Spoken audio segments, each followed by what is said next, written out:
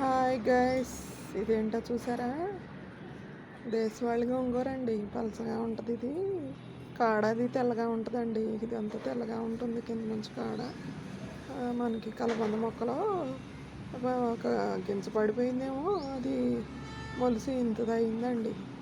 మార్కెట్లో పెద్దగా దొరకదండి. గోంగూరేనండి ఇది. మనకు మార్కెట్లో దొరికేది ఇదిగోండి. ఇది ఎర్ర గోంగూర అండి. పుంటికూర అని కూడా అంటారండి మార్కెట్లో. ఇది మందంగా ఉంటుందండి. మందంగా ఉంటుందేను, జిగురుగా కూడా ఉంటుందండి. వండుతుంటే పుల్లగా ఉంటుందండి. టేస్ట్ చాలా పుల్లగా ఉంటుంది.